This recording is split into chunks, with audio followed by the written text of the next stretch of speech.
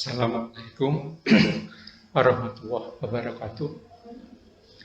Segala puji dan syukur kita panjatkan kepada Allah Subhanahu wa taala yang telah memberi nikmat kepada kita sehingga kita bisa ketemu lagi dalam perkuliahan serial Geofisika Manajemen.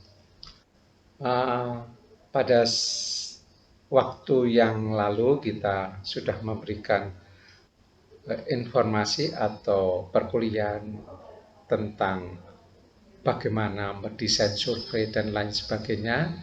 Nah, sekarang kita masuk kepada materi yang bersangkutan dengan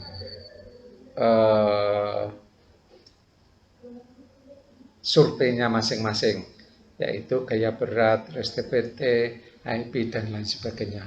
Pada saat ini kita akan membahas manajemen survei gaya berat bagian pertama. Oke.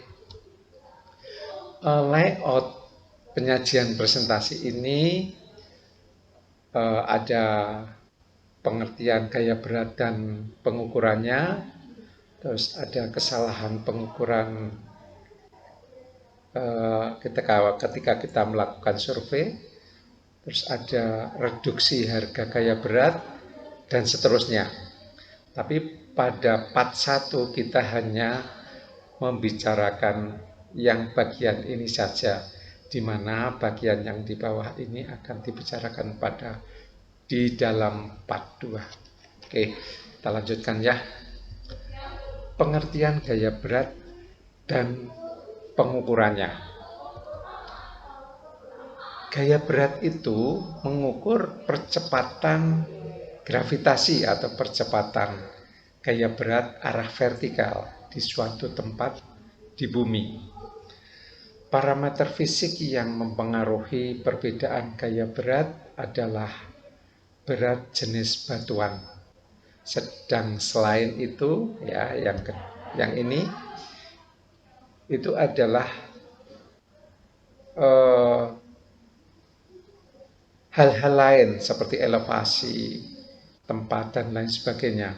Jadi ada sesuatu yang mempengaruhi harga gaya berat, yaitu perbedaan gaya berat di suatu tempat akan berbeda di suatu tempat yang lain. Dari waktu ke satu dengan waktu yang lain akan berbeda juga. Hal ini yang harus kita koreksi, sehingga parameter yang timbul nanti hanya perbedaan sifat fisik berupa berat jenis batuan di bawah tempat kita survei. Nah, ini kita informasikan bahwa batuan itu bermacam-macam berat jenisnya atau density-nya. Bisa kita lihat dari batuan dasar hingga sedimen, macam-macam ring density-nya. Maka sebelum kita melakukan survei gaya berat, kita harus perhatikan tabel ini, karena semakin besar kontras density-nya, maka survei gaya berat itu akan makin berhasil.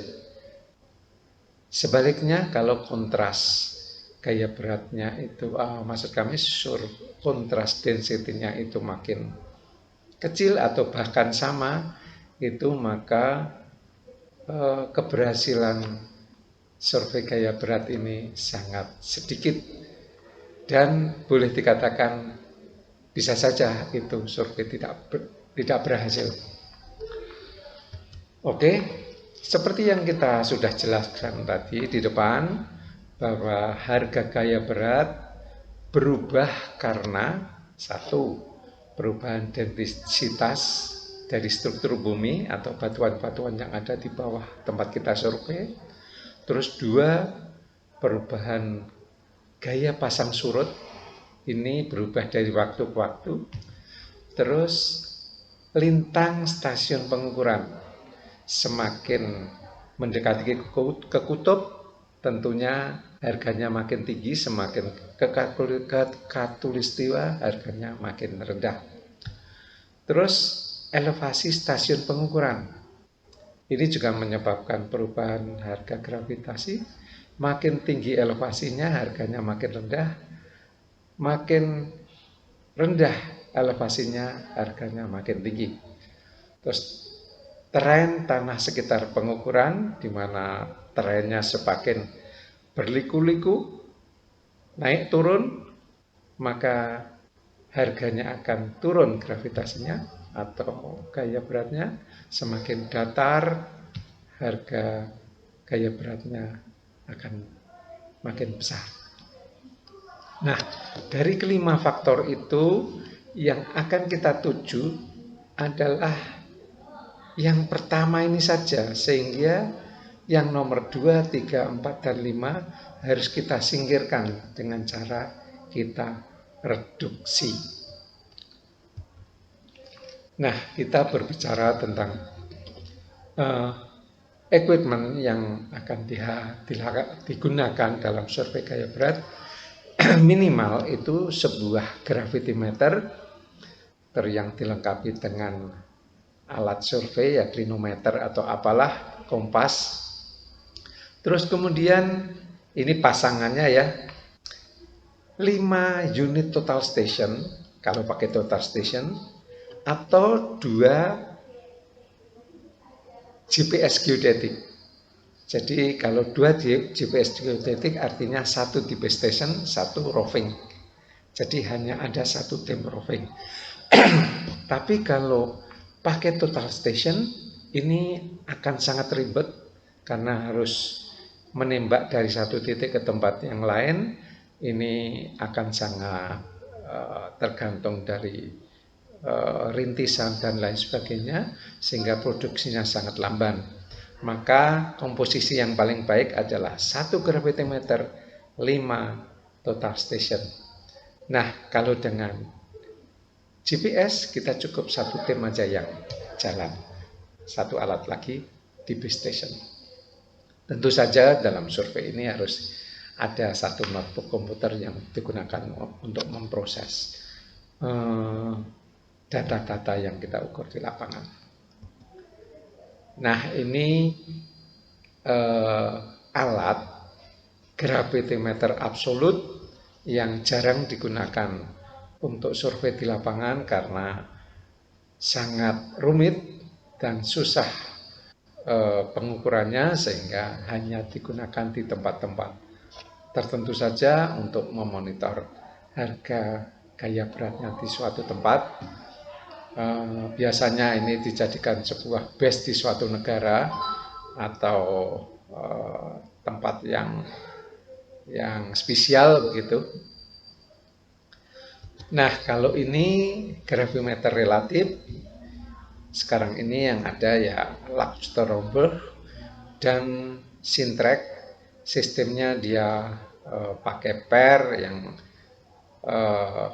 per itu akan mengukur perubahan harga gravitasi atau gaya beratnya dari tempat satu ke tempat yang lain. Ini gravitimeter Lacuster-Romberg dan ini gravitimeter Sintrek. Kalau Lacuster-Romberg itu masih manual, kalau Sintrek sudah digital. Tetapi antara manual dan digital bedanya tidak banyak. Yang satu pakai direkam berupa digital, yang satu manual dicatat begitu. Tapi sama saja mengukurnya. Perawatan alat di lapangan itu harus selalu dipanaskan. Jadi gravitimeter tidak boleh lepas dari baterai yang memanaskannya, karena kalau baterainya lepas maka alat itu akan tidak stabil temperaturnya, sehingga harga pengukurannya akan tidak benar. Jadi harganya akan loncat-loncat. Dan kemudian usahakan alat dalam kondisi stabil di lapangan. Tidak boleh terlalu digoncang-goncang. Kalau dalam transportasi itu banyak goncangannya, maka drift alat itu akan besar. Jadi usahakan ketika dalam transportasi di lapangan, sesmooth mungkin, jangan sampai alat itu menderita goncangan yang relatif besar.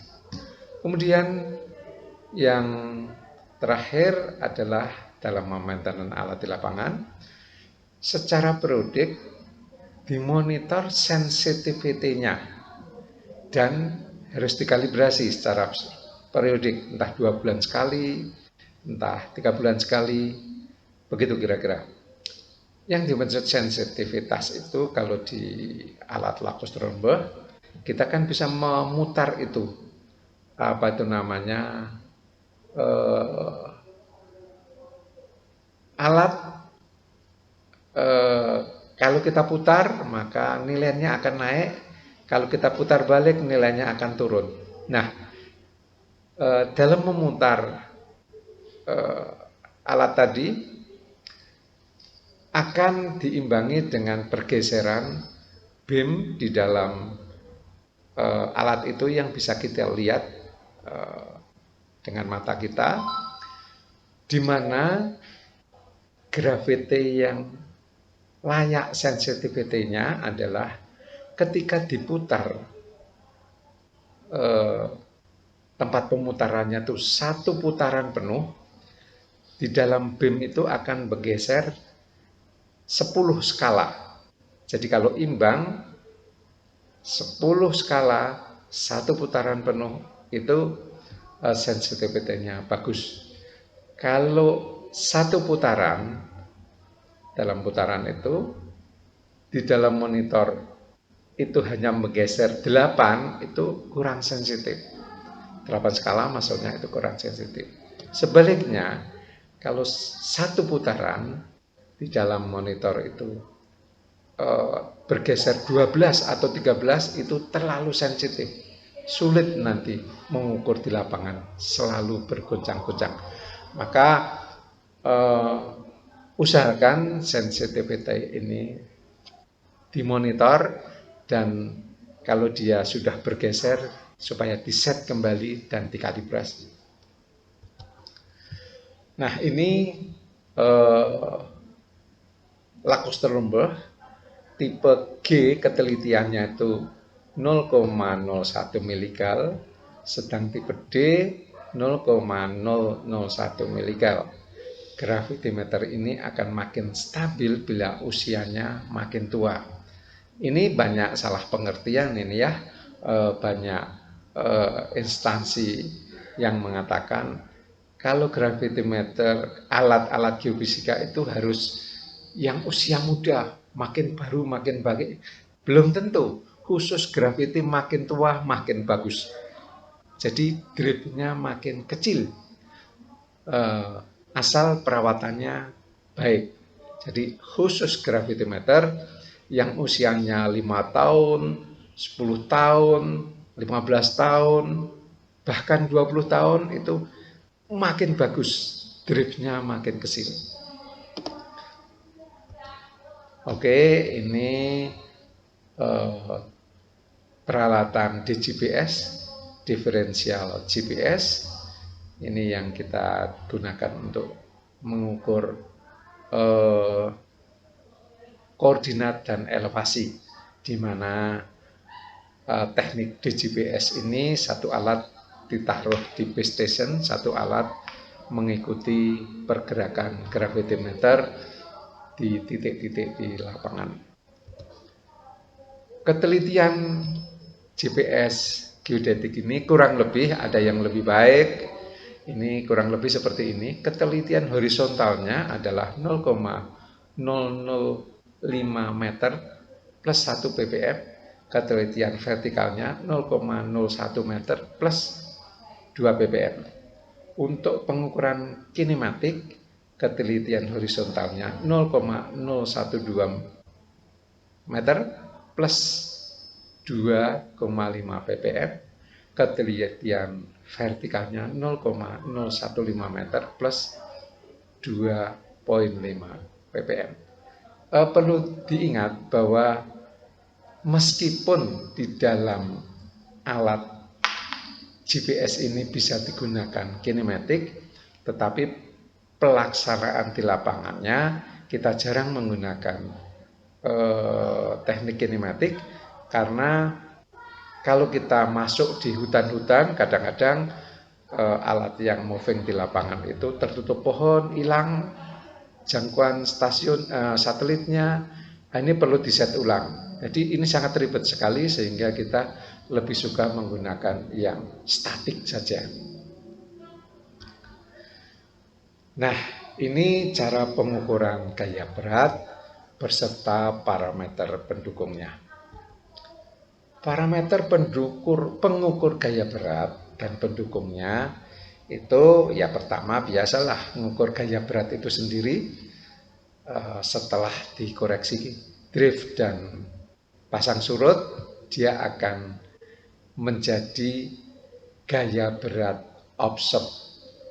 observasi. Gaya berat observasi ini biasa digunakan dengan istilah G0 atau GO, G observasi. Terus pengukuran elevasi, terus pengukuran koordinat X sama Y, tapi biasanya pengukuran koordinat dan elevasi ini berbarengan sehingga langsung keluar harganya XYZ. Selain itu ada pengukuran terrain inner zone, yaitu kita men-skate inner zone antara 0 sampai 50 meteran, kurang lebih sedikit. Itu dari skate itu kita akan bisa menghitung lebih teliti ketimbang kita pakai peta yang sifatnya relatif kurang teliti. Jadi dengan skate inner zone kita akan dapat membantu koreksi inner zone-nya akan lebih baik. Terus data topografi hingga sejauh 20 kilo, biasanya ini menggunakan data satelit atau menggunakan peta-peta yang skalanya relatif baik, misalkan 1:25.000 atau 1:50.000. Tapi sekarang kebanyakan sudah menggunakan data satelit. Nah, ini cara pengukuran gaya berat yang dimulai dari base station, kemudian jalan, ini stasiun lapangan, jalan. Ada cara yang sesekali balik, diukur ulang di sini, terus maju lagi. Ini stasiun lain. Ada juga yang gayanya pas makan siang, ini istirahat di sini ya, kemudian diukur balik, ya. Diukur balik di sini lagi, kemudian baru maju, terus ditutup di base station.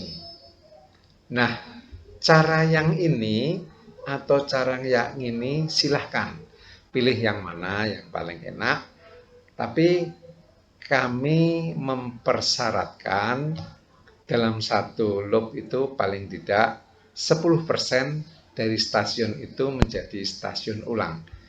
Ini itu stasiun ulang, diulangi 2 kali kan ukurnya. Ini juga stasiun ulang, diulangi 2 kali. Boleh cara begini atau cara begini. Nah, gunanya nanti stasiun ulang itu setelah kita hitung GOPS-nya, itu tentu ada dua harga.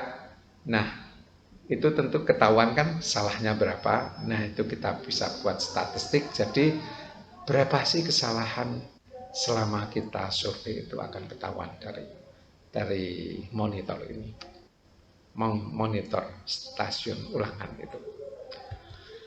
Nah, ini kita berbicara tentang gangguan-gangguan yang harus dikoreksi dalam survei gravitasi. Pertama, gangguannya adalah pasang surut graviti. Jadi dari jam ke jam, dari waktu ke waktu harga gravitasi tidak stabil, tetapi naik turun, naik turun, naik turun. Jadi ini harus kita koreksi. Itu akibat pengaruh dari perputaran bumi terhadap matahari, terus perputaran bulan terhadap bumi, itu akan menyebabkan gaya pasang surut gravitasi yang beda-beda. Tentu planet-planet yang lain akan mempengaruhi, tetapi yang paling dominan adalah bulan. Koreksi pasang surut gaya berat, ini kita tunjukkan sebuah contoh kurva. Ini pengamatan, ya, total pengamatan. Kalau dua pengamatan ini kita uraikan, itu ada kesalahan drift ini dan ada perubahan graviti. Ini akibat dari pasang surut. Jadi pengamatan di lapangan satu titik, ya, kalau kita amati itu terhadap waktu dia akan berubah seperti ini, dan tentunya itu mengandung drift alat dan mengandung juga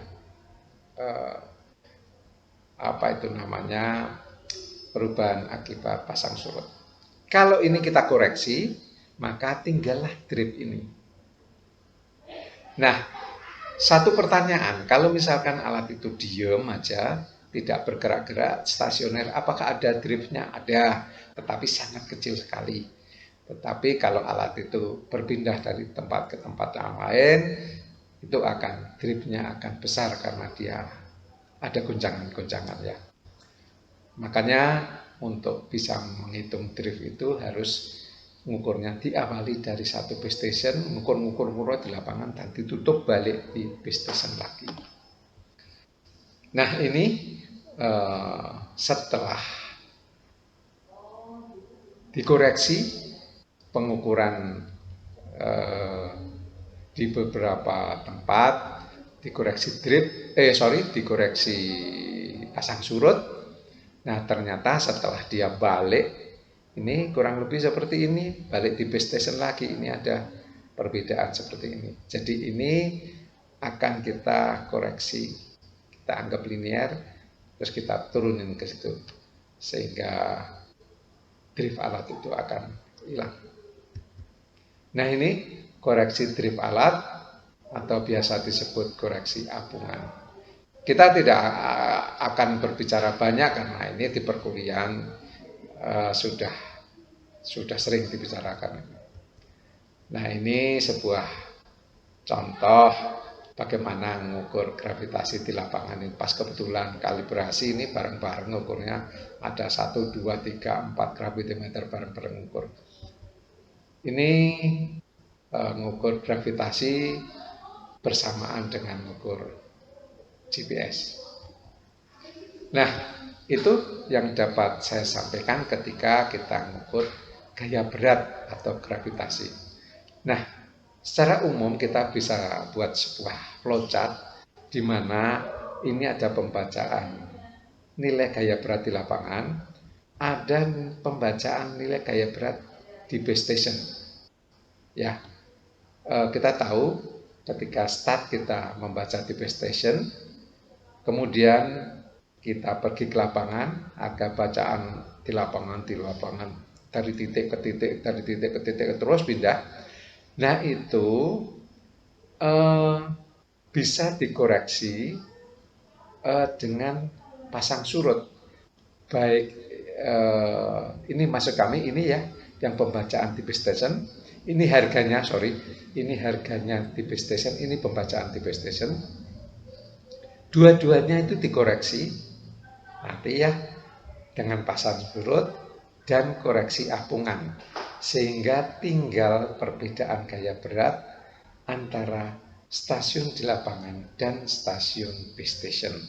Kalau kita tahu harga base station itu berapa, maka keluarlah hitungan yang kita ketahui berapa harga gaya berat stasiun di lapangan. Jadi ini yang dimaksud dengan pengukuran relatif. Harga base station harus tahu, yang kita ukur di lapangan adalah bedanya dengan base station. Sehingga kalau bedanya itu tahu, maka yang di lapangan tinggal kita tambahkan aja sama yang di base station, maka akan ketahuan harganya berapa yang di lapangan itu.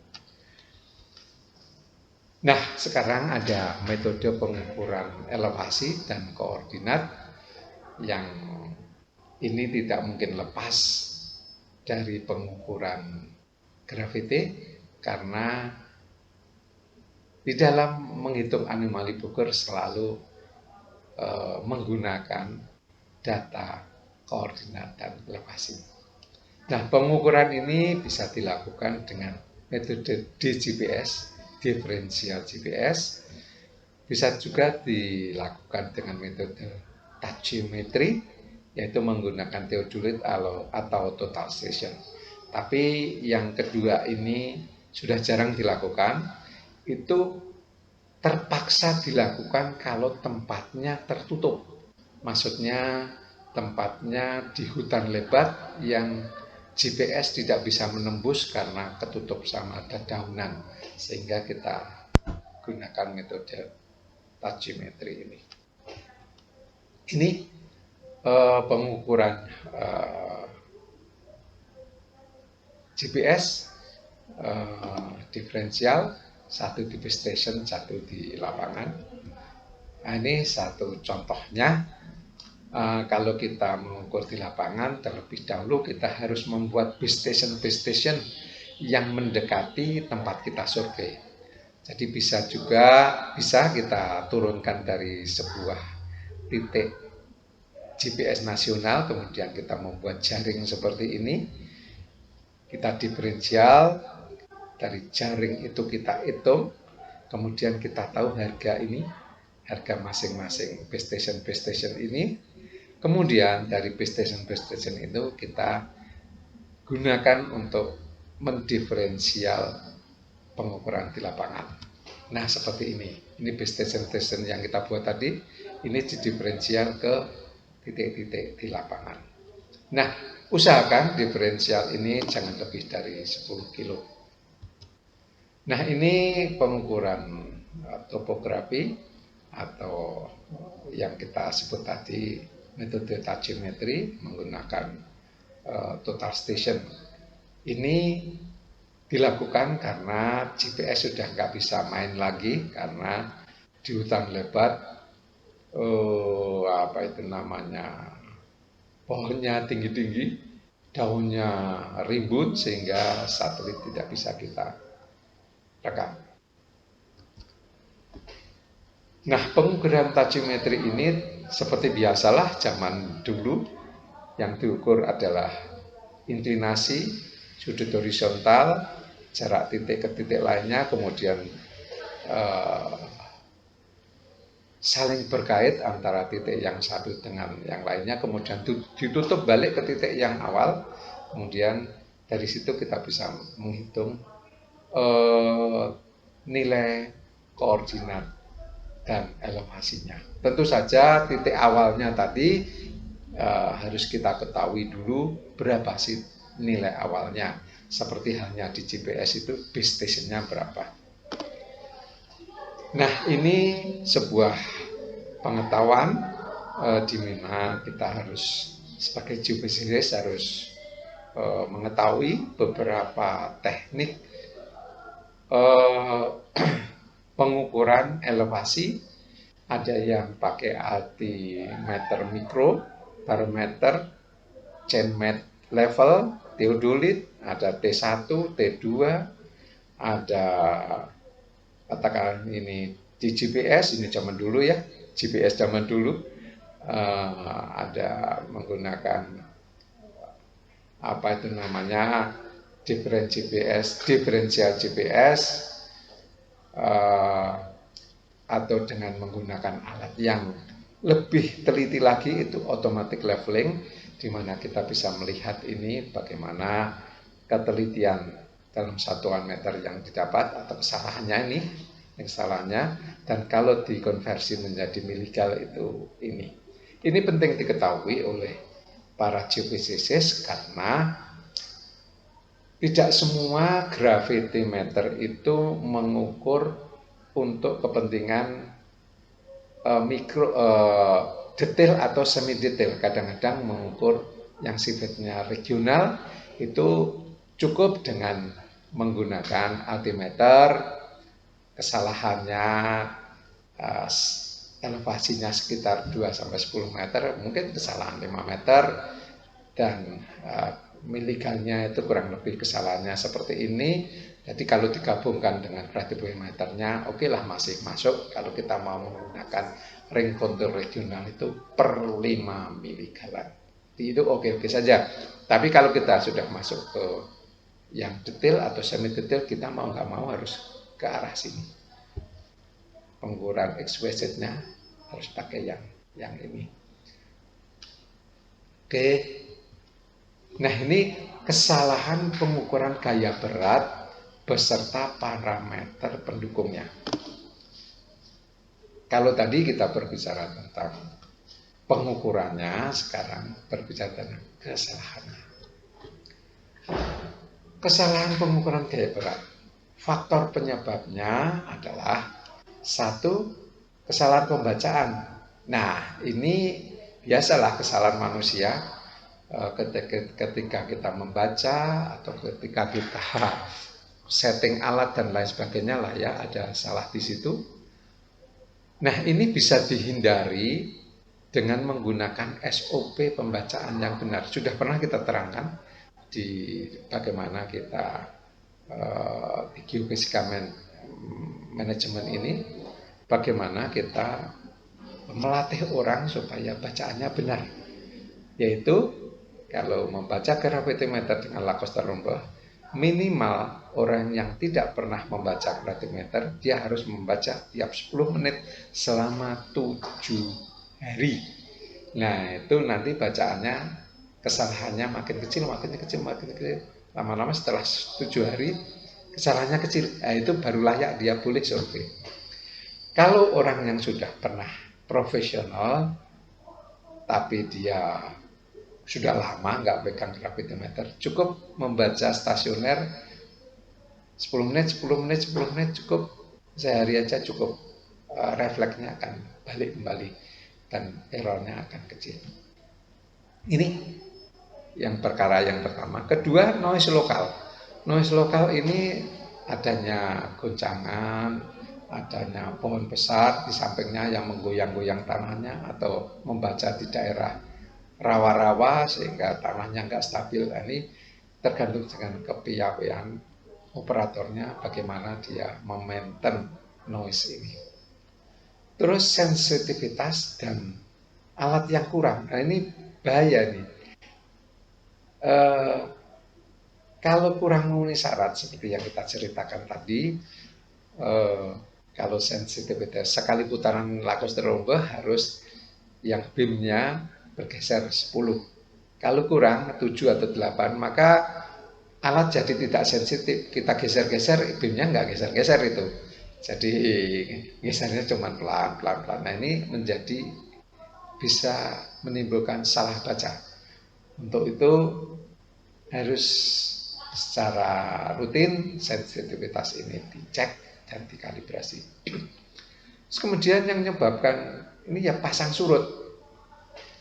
Pasang surut itu dalam survei gravitasi ada 2 pendekatan. Ada yang pendekatan dengan teoritis, ada secara software, secara teoritis bisalah kita hitung pada suatu titik jam berapa itu sekian harga pasang surutnya sehingga kita bisa koreksi. Tetapi karena formulanya itu kadang-kadang sudah ketinggalan zaman, maka ada pergeseran sedikit. Nah, kalau untuk gravitasi mikro, jangan menggunakan yang teoritis ini. Lebih baik satu lagi ngamati secara stasioner itu bentuk pasang surutnya gimana, akan kelihatan itu pasang surutnya.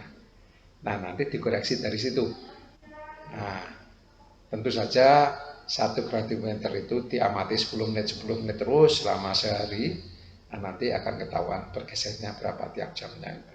Dikoreksi dengan itu. Nah, perkaranya apakah semua survei itu dengan menggunakan dua alat, satu untuk pasang surut, satu untuk yang di lapangan? Sekali lagi tidak, hanya graviti mikro saja, pengukuran graviti mikro saja yang menggunakan dua alat, satu mengukur stasioner, satu jalan di lapangan. Kalau untuk eksplorasi cukup menggunakan apa itu namanya, koreksi dengan teoritis saja, pakai software bisa. Karena pendekatannya begini, pasang surut itu tidak terlalu besar juga, 0,3 miligal kurang lebih peak to peaknya. Jadi kalau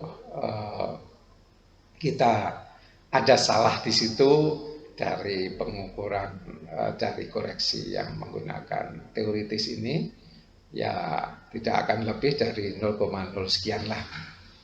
Jadi nggak apa-apa kalau untuk eksplorasi. Tapi kalau untuk graviti mikro wajib itu, karena dia yang diukur itu 0,00 sekian miligram. Jadi harus benar-benar teliti si koreksi pasang surutnya. Kemudian drift alat ya diusahakan aja driftnya kecil. Nah, untuk drift kecil ini diusahakan jangan lama-lama nutupnya. Kalau untuk eksplorasi ya sehari, pagi di base station, sore ditutup, itu sudah bagus. Ya kalau terpaksa ya mungkin 2 hari atau 3 hari, oke lah. Tapi kalau untuk yang mikro itu jangan lebih, usahakan jangan lebih dari 3 jam. Nah, itu akan driftnya akan kecil. Nah, untuk memonitor yang di lapangan kesalahannya itu berapa, pengukuran graviti seperti yang kita utarakan tadi, ambil sampel stasiun ulang. Nah, stasiun ulang ini jumlahnya 10% lah kurang lebih dari yang kita amati di lapangan. Terus dibuat statistiknya begitu. Nah, ini contohnya dari statistik kesalahan dari stasiun ulang itu bisa kita buat seperti ini. Jadi ini kesalahannya yang 0,0 sekian, sampai ini yang besar kesalahannya. Tapi kita akan modanya jatuh di sini, yaitu kesalahannya sekitar 0,01 sampai 0,02 miligram. Kurang lebih seperti itu. Nah, ini penyebab kesalahan pengukuran gaya berat. Nah, ini yang sudah saya terangkan tadi, kesalahan pembacaan. Ini harus ditanggulangi dengan SOP supaya kesalahan human error-nya itu hilang. Noise lokal. Nah, noise lokal ini tergantung operator seperti yang saya utarakan tadi. Terus yang ketiga, sensitivity alat. Nah, harus dicek terus dan dikalibrasi seperti tadi ya. Terus pasang surut, terus drift alat. Nah, ini 3, 4, 5 ini berkaitan dengan alat. Tapi yang 1 dan 2 ini berkaitan dengan manusia. Jadi untuk menekan kesalahan ini tekniknya beda. Yang 1, 2 orangnya yang harus diperhatikan. Kalau 3, 4, 5 itu teknologinya atau caranya, alatnya yang harus diperhatikan. Nah, kesalahan pengukuran elevasi dan koordinat tentunya. Faktor penyebabnya kesalahan ini adalah satelit tertutup pohon, sehingga tidak bisa menangkap satelit dengan sempurna, sehingga hanya sudut tertentu aja yang bisa menangkap satelitnya, sehingga pedopnya nggak bagus. Nah, ini menjadi kesalahannya itu membesar. Terus waktu pengukuran diferensialnya kurang. Jadi harusnya sekian menit, tetapi kurang, sehingga jumlah data yang tersimpan itu untuk diproses itu kurang mewakili, itu bisa terjadi. Jadi hati-hati yang menggunakan alat GPS, perhatikan waktu pengukuran harus cukup, dan perhatikan ada yang ketutup pohon enggak. Kalau ada sebagian ketutup pohon, maka waktu pengukurannya harap ditambah gitu. Nah, ini sebuah statistik di mana ada banyak sekali pengukuran GPS, kita buat stasiun ulang pengukuran. Nah, ini kurang lebihnya seperti ini. Tapi kurang lebih jatuhnya itu sekitar 0,1 meter itu mudahnya jatuh di situ. Jadi dari mulai yang paling baik hingga 0,1 meter. Tapi rata-rata ya di 0,05. Jadi 5 desi lah, 5 desi atau lebih baik. Tapi kadang-kadang ada yang di maaf bukan 5 desi, 5 cm atau setengah desi atau lebih baik dapatnya. Atau kalau agak banyak pohonnya ya 1 desi atau 10 cm atau lebih baik, begitu kira-kira. Nah, ini kalau kita perhatikan, kita studi dengan gaya manajemen ya, kita pilah-pilah, itu ketika kita melakukan survei graviti itu ada beberapa kesalahan yang sifatnya macam-macam. Ada 2 macam ya sifatnya. Ada yang kesalahan random sifatnya, ada yang kesalahan sistematis. Random itu ngacak, sistematis itu tertentu. Nah, koreksi medan ini sifatnya random. Kadang-kadang ada juga yang sistematis. Terus elevasi kesalahannya ada yang random, ada yang sistematis. Posisi sama, random, sistematis, paru-paru. Tapi kalau gaya berat itu lebih baik, lebih banyak random ketimbang yang sistematis. Karena sistematisnya sudah bisa kita tekan dengan koreksi drift tadi. Kalau lain-lain itu biasanya random, gak jelas ini yang lain-lain. Bisa salah baca, salah macam-macam. Jadi ada 2 jenis kesalahan yang harus kita maintenance. Gimana cara maintenance-nya? Ini, kalau datanya itu kesalahannya random, ditekan dengan filter, nanti dalam quality controlnya ya, kesalahannya random bisa dihilangkan dengan filter. Kesalahannya sistematis harus digunakan dengan teknik tertentu, dikoreksi dengan teknik tertentu. Jadi misalkan drift alat itu ya digunakan koreksi drift, itu teknik tertentu, itu sistematis. Makin besar, makin besar, makin besar gitu, atau makin kecil, makin kecil, makin kecil, itu digunakan koreksi drift. Kesalahan blunder ini kesalahan yang nggak sengaja tapi ya tahu-tahu salah baca gitu atau salah catat gitu ya. Ini yang mesti harus dibuang kesalahan ini. Terus ini ada anomali lokal yang mengganggu. Ini harus diedit dengan melihat kondisi di lapangan, catatan-catatannya surveyor atau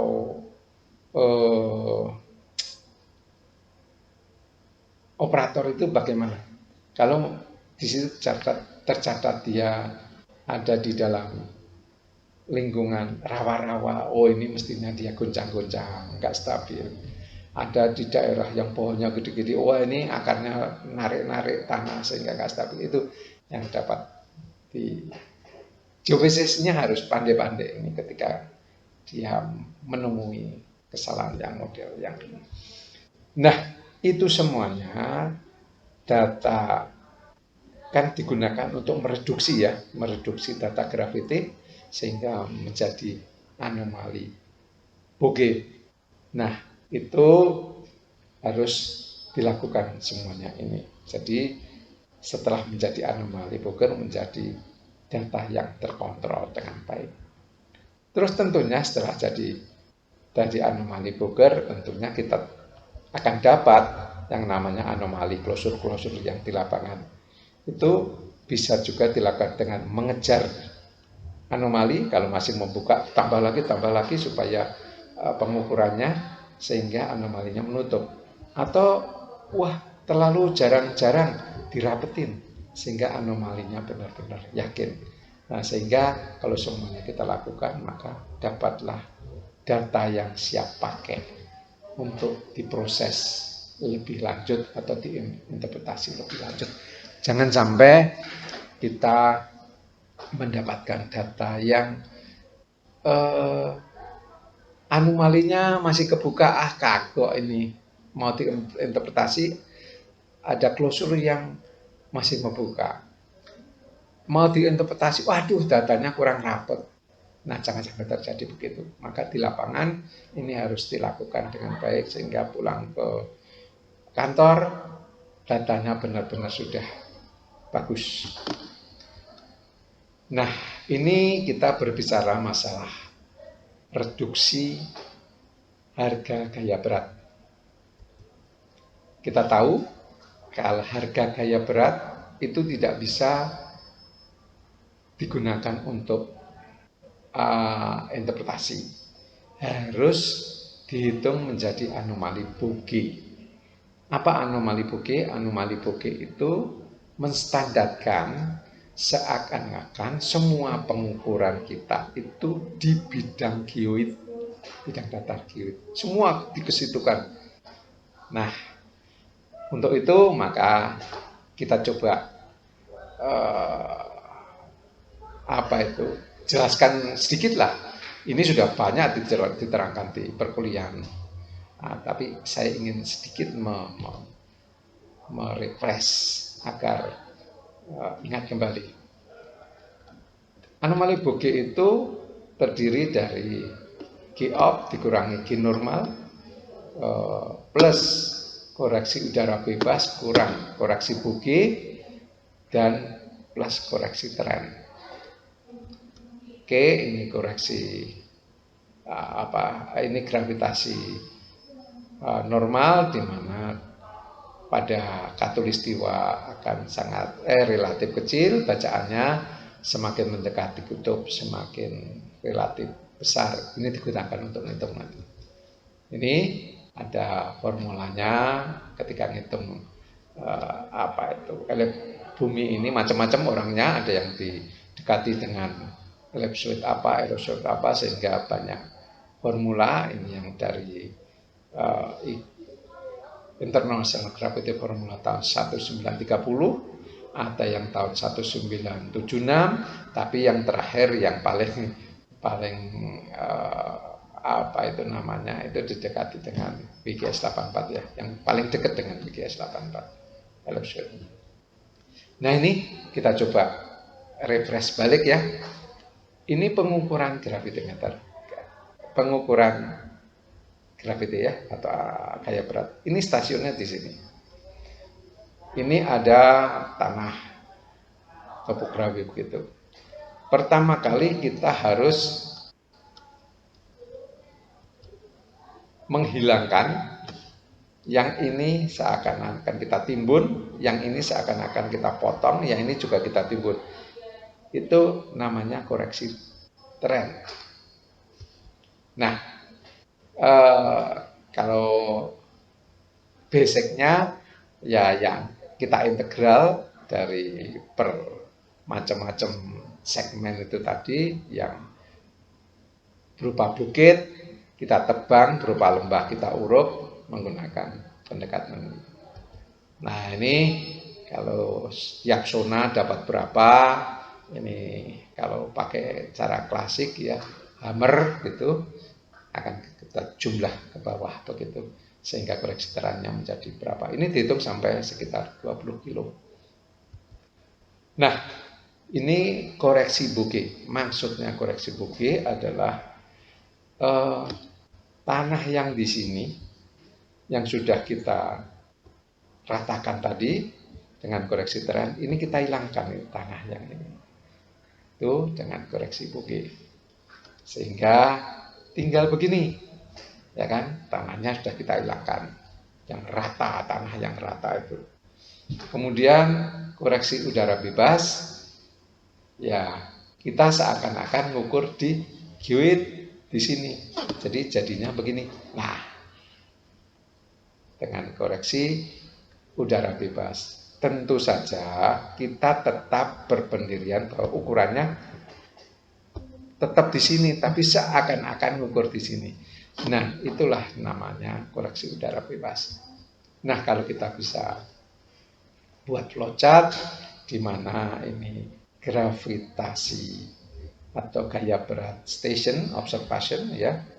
Terus ini dikoreksi udara bebas, terus dikoreksi dengan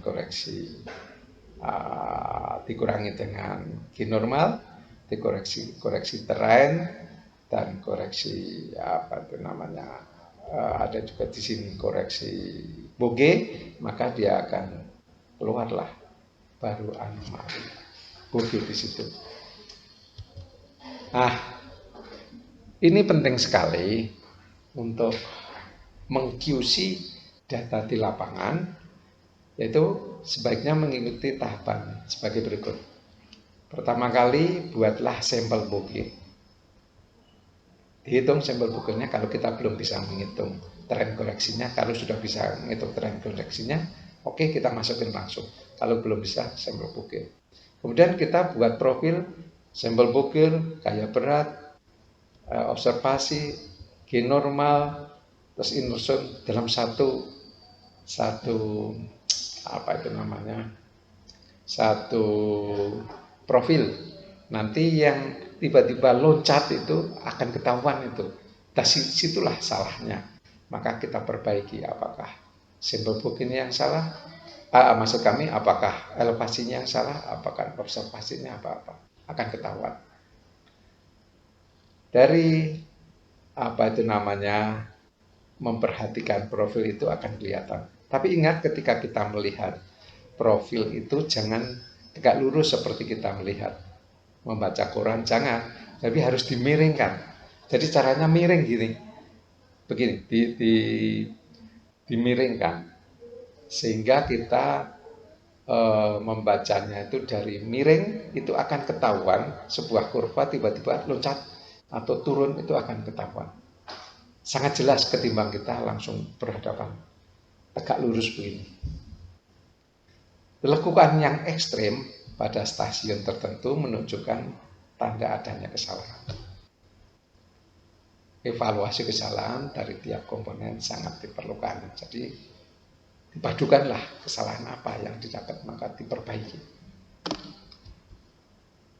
Terus kita setelah bagus harga anomali Bokehnya, tentunya kita terus membuat peta gaya berat. Ketika kita membuat peta gaya berat, tentunya harus distandarkan, ya. Ellipsoid petanya itu apa? Kalau sekarang semua sih pakai WGS 84, ya. Proyeksinya pakai apa? UTM, zona berapa, seragamkan. Elevasi yang digunakan, datumnya apa? Biasanya semua pakai MSL. Terus menstandarkan peta dasar, kerapatan data gaya beratnya. Rapatnya gimana sih? Apa tiap setengah kilonan, apa tiap 1 kilonan, sehingga distribusinya itu relatif merata. Terus menstandarkan sistem gaya berat. Sistem gaya beratnya kalau di Indonesia sih sudah standar semuanya, ya, karena sudah diikat di DG0 Bandung. Semua base station nasional di lapangan semua terikat dari DG0 itu. Jadi sudah tidak ada masalah untuk standaran itu, asal diikat pada base station nasional. Nah, ini yang saya sebut tadi dalam membuat peta anomali Bokeh itu ada standarnya. Misalkan kita peta skala 1 banding 2.500.000 atau banding 1 juta, itu ketelitian dari pengukuran gravitasinya harus berapa? Maksud kami ketelitian maksimum pengukuran gravitasinya harus berapa, bogenya ya maksud kami, ini boge, sorry, ini boge bukan. Kalau ini ketelitian maksimum pengukuran gravitasinya harus berapa di sini. Terus luas areanya mencakup berapa, dan ini. Oke, semuanya sampai yang paling teliti, katakanlah ini skala 1/10.000, itu harus berapa ini yang diambil, apa itu namanya ketelitian pengukuran gravitasinya, terus kerapatannya harus berapa, terus jarak stasiun dalam lintasan harus berapa, ada semua ini tabelnya. Jadi ini tidak sembarangan kita menggunakan membuat peta sehingga kita menjadi produk peta yang mengikuti standar. Itu yang dapat saya sampaikan. Mudah-mudahan ini bisa membuka pemikiran bagi rekan-rekan geofisikis atau rekan-rekan mahasiswa bahwa kita punya standar dalam mengukur graviti, dan filosofi tadi harus kita perhatikan sehingga kita bisa mengukur sesuatu dengan benar. Itu mudah-mudahan dapat dipahami dan dimengerti. Kita cukupkan sekian dulu. Kalau mau lebih lanjut, ikuti yang part 2. Di part 2 itu lebih heboh lagi karena kita akan menyangkut masalah bagaimana desain surveinya, bagaimana kita mengukur di lapangan, pendekatan-pendekatan dan lain-lain, yang lain-lain. Oke, terima kasih. Itu mudah-mudahan berguna. Wassalamualaikum warahmatullahi wabarakatuh.